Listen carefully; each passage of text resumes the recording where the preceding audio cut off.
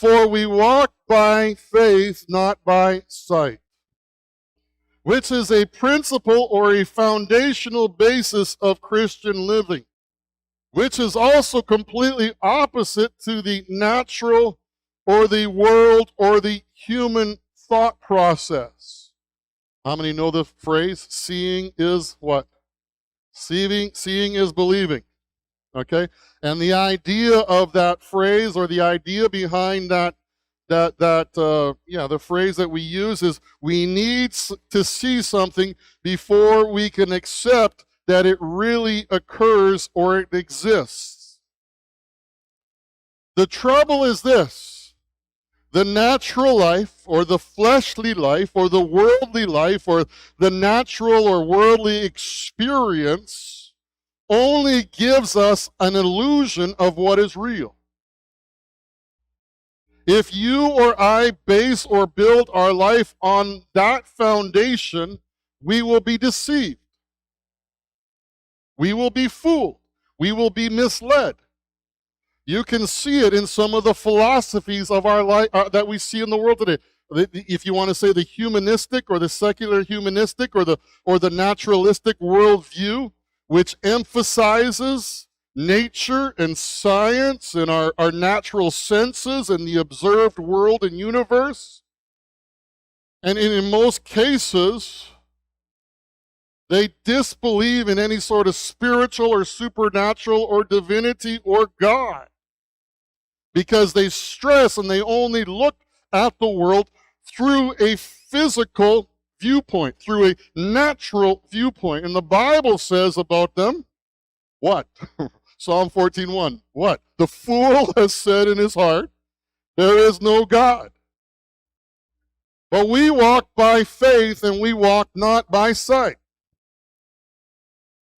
Paul explains it in another verse in 2 Corinthians 4:18. He says, we do not look at the things which are seen, but at the things which are not seen. For the things which are seen are temporal, temporary, but the things which are not seen are eternal. Walking by faith, then, is walking with the kind of sight that sees and is occupied, or it is engaged with eternal things, with spiritual things. We don't walk by sight, or we're not to walk by sight, because what we experience here and now is temporary. I'm going to get that. It's like this body, the tent. It is temporary. At some point, I know it's going to make you sad, Kenny, but at some point, I'm not going to be here any longer. It's just a fact. It's just a reality. At some point, that's going to take place.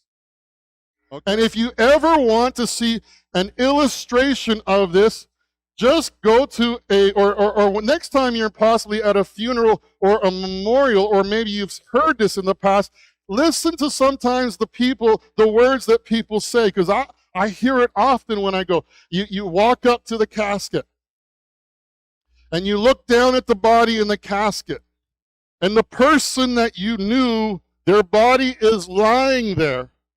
But I've heard many people say, and it might be different ways of saying it, but often the idea that comes out of their mouth is this: that's their body, but they're not there. You know, they're not there. That is really a spiritual illustration, or it's actually a natural kind of, if you want to say, illustration of a spiritual principle, which is, this thing is temporary. And when we see a human body without the spirit, without the activity, or without the life in it, we look at that body and we recognize it's just a shell. The person that I knew is no longer present. If we base our lives on this temporal existence, we miss out on what is eternal. The opposite of basing our life on this temporal existence is what Paul's talking about, walking by faith. which is living or walking through this life with our eyes focused on what is eternal, what is real, what is genuine, what is authentic, what is absolute. And faith is foundational, or it's a foundational element in our relationship to God. Coming to God, or everything that we receive from God, or every activity of God in our lives is worked in us as we approach Him based upon